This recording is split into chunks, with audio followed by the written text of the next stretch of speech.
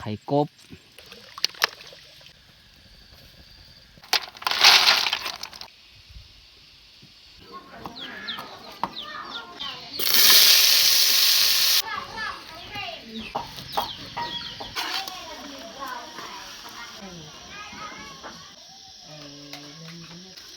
กินปลาร้ายนี่เขาว่าสมองดีสลัดแม่นจะบอก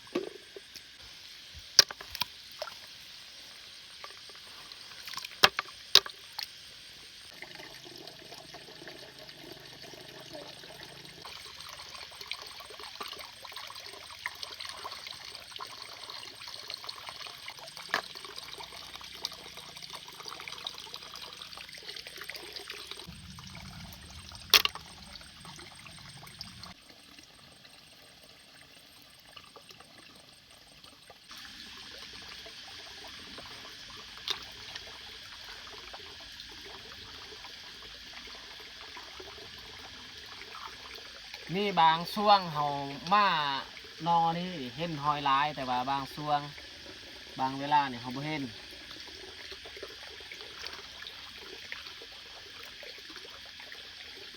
กลางคืนนี่เห็นร้ายมันออกมาจับตามแคมนองแต่กลางเว้นนี่บ่ค่อยเห็นปานใดโอ้มันจับตามมันไม้เก็บเอาตัวใหญ่ๆ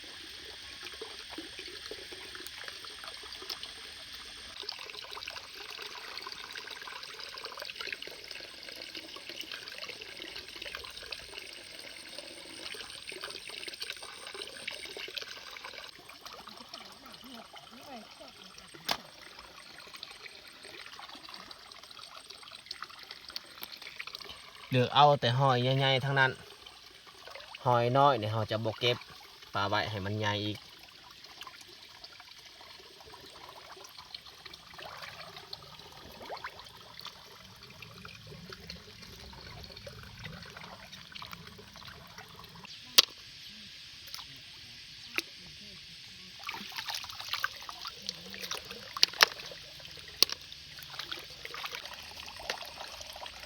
น้ำมันคุ้นแห้งแหละเขาไม่แต่งมอย่างเดียวเบิ่งแต่ตาเป้านี่เขาบ่เห็นแต่เอามืองมนั่นแหละ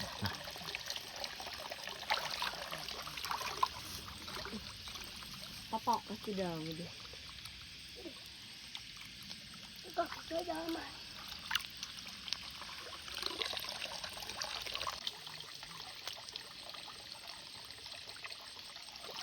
ก็ใส่ใจก็ปัน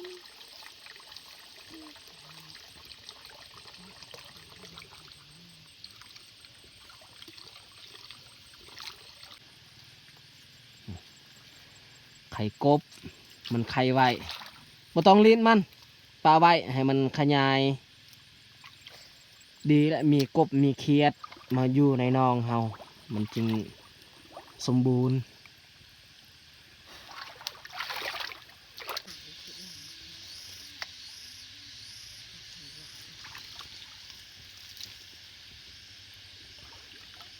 เลือแต่หน่วยน้อยๆทั้งนั้นหน่วยใหญ่นี่เฮาเก็บเบิดแล้วได้เครื่องคุก็น่าจะพอดีกินขาบหนึงแต่เฮาสิมาล้างน้ำมันไหลบ่หลาย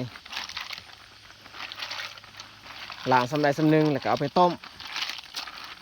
เพราะว่าหลังจากเฮาต้มเฮาก็สิเสียบออกแล้วก็ไปล้างใหม่อีก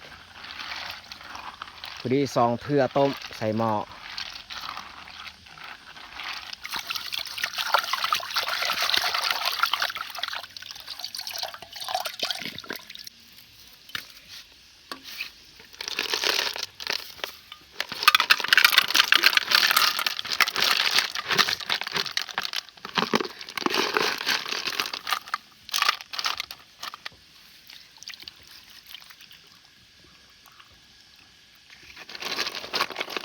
2 เทื่อต้มพอดีเลย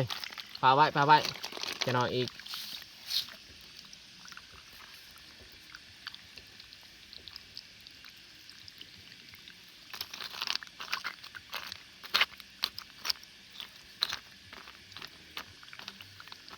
พอ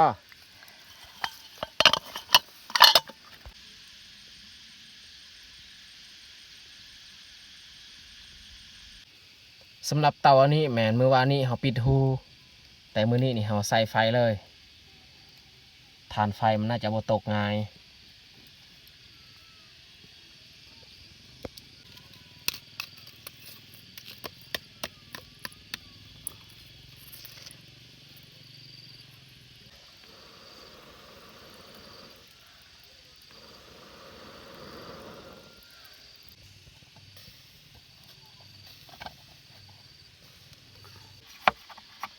ในขณะที่เราต้มหอยหนองแยกกับถากไม้ไว้ไม้ที่เราจะเสียบหอยออกจากเปลือกของมัน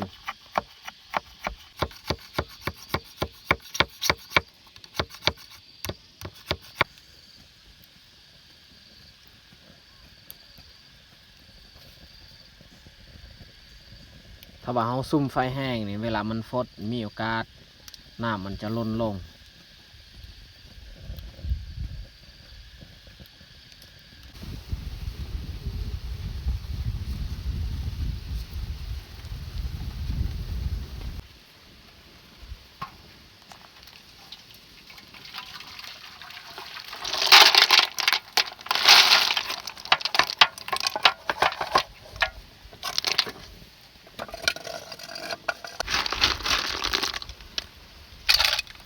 เขาใส่น้ำตัวเขาต้มข้างก้อนนี่แหละเพื่อมันฟดไว้น้ำมันยังห่อนอยู่ต้องใส่น้ำใหม่ก็ได้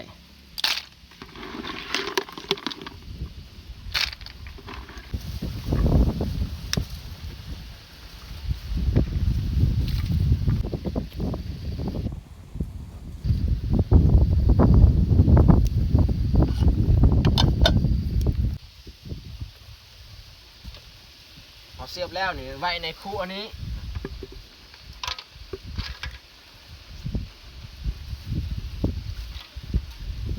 ส่วนเปลือกนี่กองไว้บนเดียวจะน้อยเอาไปทิ้ง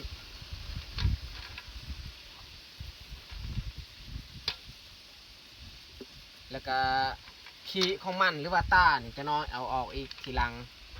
ตอนนี้มันจะเสียบแล้วก็ล้าง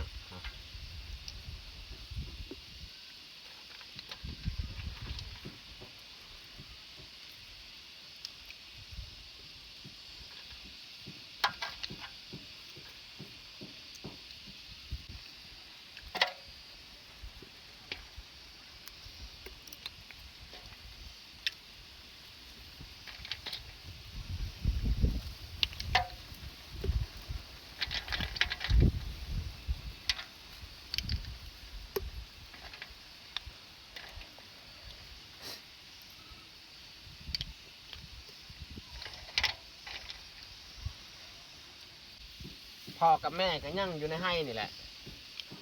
พวกเพิ่น2 คนก็กำลังเสียหญ้าไห้เบื้องนั้น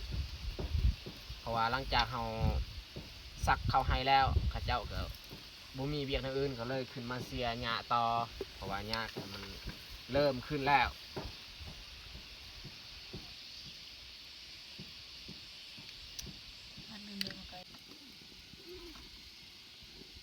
สำนี้ละหอยที่เฮาแกะออกขี้มันก็เฮาเอาออกเรียบร้อยนี่ขี้มันมนๆน้อยๆส่วนอีกหม้อหั่นก็น่าจะสุกแล้วเนาะไม่แต่เฮาสิปรุงออกเลย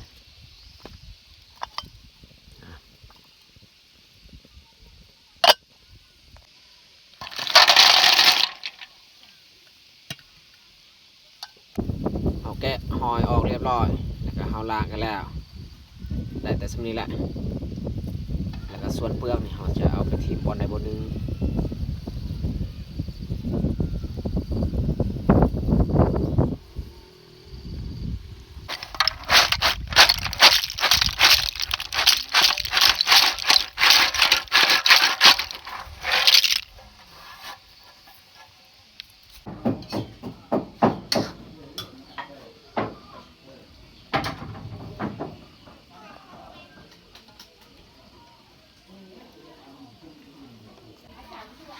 ตอนนี้ค่อยกับย่างมาหอเทือนแล้ว อันนี้แหละหอยที่เราได้เครื่องถ้วย ส่วนน้องแยกก็ยังอยู่เทิงให้ เพราะว่าคอยบอกให้น้องแยกเก็บอันนั้นผักหอมคอยมาก่อนเพราะว่าเขาจะมาตัดครึ่งหรือว่าเขาซอยนี่แหละ Cross. Nó quay tàu à? เขาสิเฮ็ดเมนูก้อยห้อย เอาไปต้มข้าวจามเลยใส่ข้าวจามใส่เป็นโอ้ยน้องเจ๊งน้อง Alas semua itu kan sudah punya. Wow, bila akan dia hai. Aneh.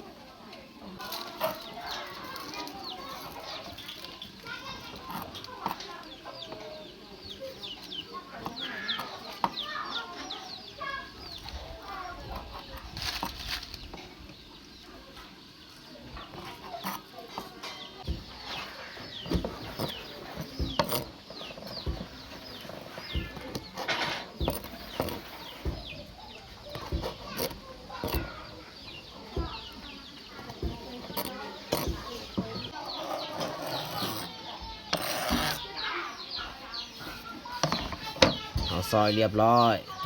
Oh, meli el kalau dah. เดี๋ยวต่อไปนี่แม่นเฮาสิคั่วอีกเนาะคั่วให้มันฮดโตเข้า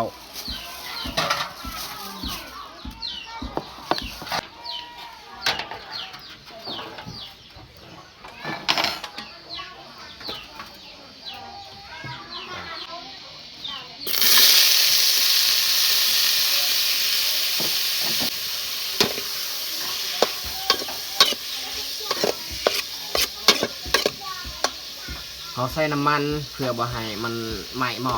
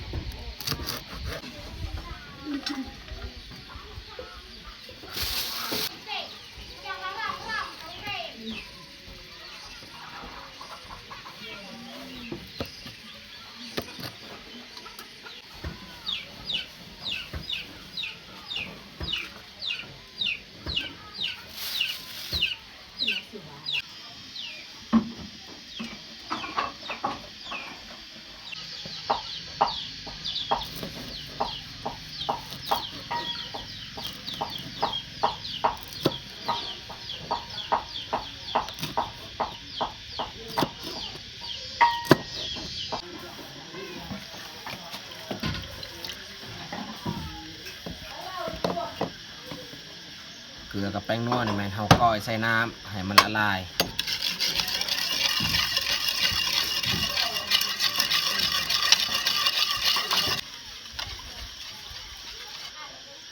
จับได้จีบกูเด็ก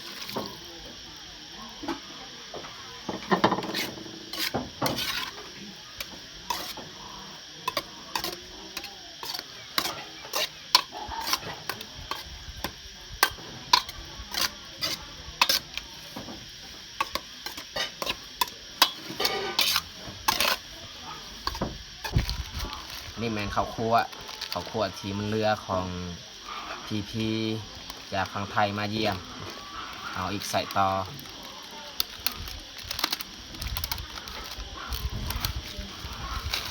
Anak kan na! Anak kan yan!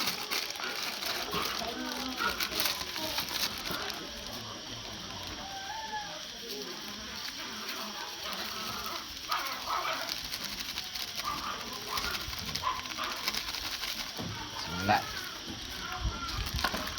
มีมักเพชรบดของเฮานี่มีมักเพชรดิบเฮาซอย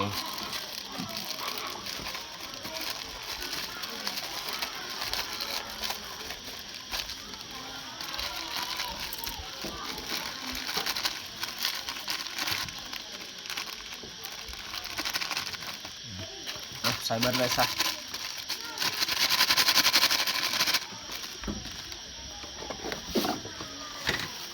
และนี่แม่นักเพชรของเฮาเพชรดิบ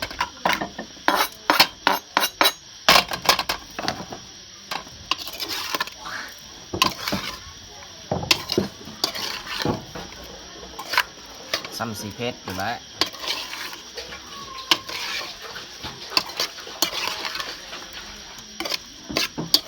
ใส่ข้าวคั่วนี่หอมคุย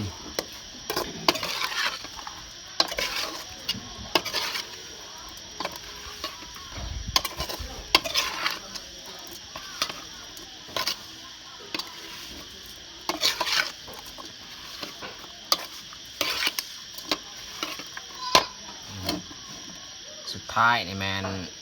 ผักหอมจีนหอมป้อมหอมมนใบมะนาวแล้วก็หอมบัวใส่พร้อมกัน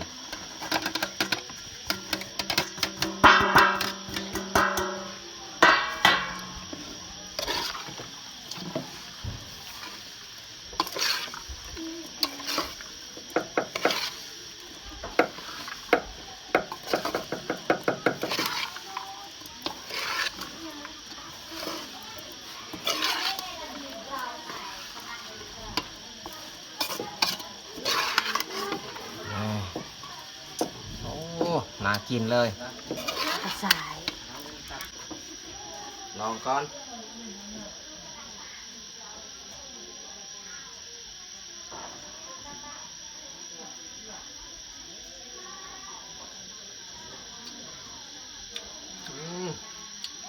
พอดีเลย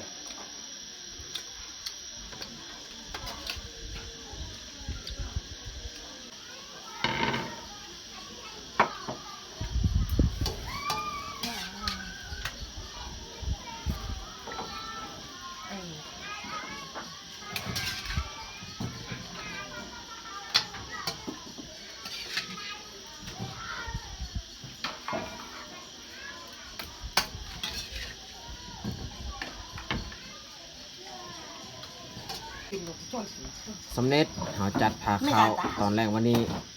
ติดยองเลยได้ยินนะคะ อันนี้แมนแกงผักใส่ปลาแล้วก็คอยหอยเราตักเต็มถ้วย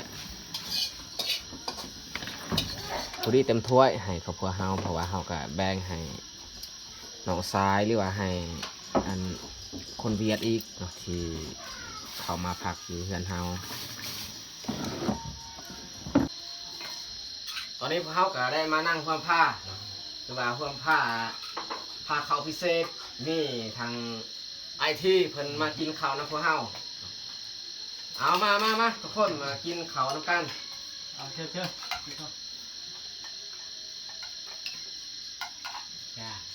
นี่ทางนี้หอยไก่ เพิ่นก็เคยมาขายเครื่องอยู่บ้านเฮามาพักอยู่เพื่อนเฮาเมื่อกี้นี่คิดว่าสิเลี้ยงให้เพิ่นต่างหากแต่ว่าเพิ่นมาแต่กินนำกันเลย กันมันต้องม้วน แม่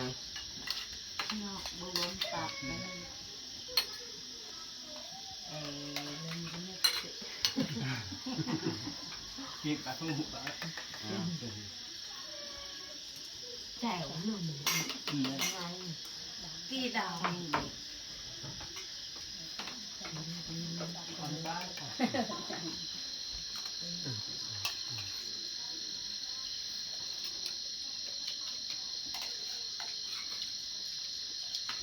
จับเดโมกับเพ่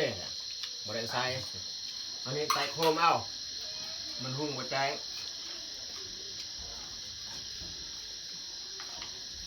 เอาละ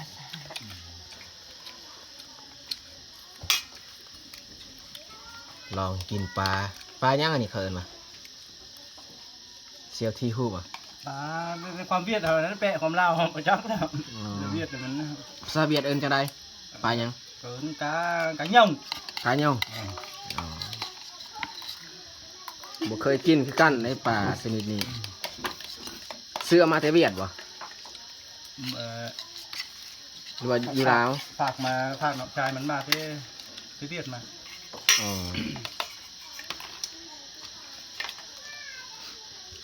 เขาก็อยากกินปลาแบบนี้นะก็มีคนมาที่เวียดมาเขากับพา เออ ถึงแค่1 ถึง 5 โลที่8 โลนี่เอาไว้เล่นกินพอก็มักกินปลาก็จะซื้อ ปลามันแซ่บกินปลาหลายนี่เขาว่าสมองดีสลัด จักแม่นจักบอก ตามได้ยินเขาเว่าอ่ะและเขาก็บ่ฮู้ว่ามันแมนหรือบ่ เอาไปกินได้ต้นเลยเล็กน้อยเดี๋ยวนี้ก็ยังยังโง่อยู่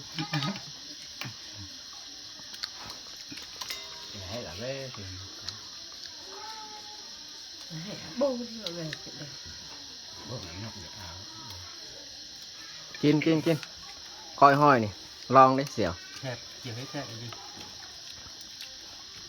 ถ้าว่าเสี่ยวกินเผ็ดบ่ได้นี่อย่าหักกินบ่ได้เผ็ดแห้ง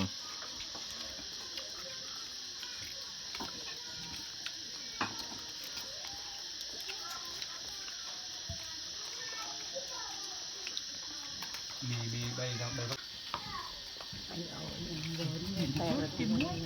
กิน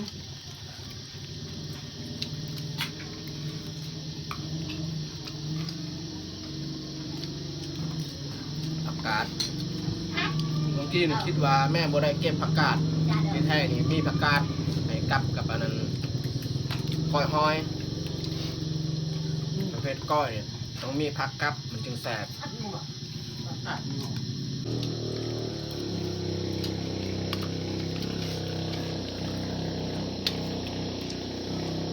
เอา อย่าง เดี๋ยวเกิด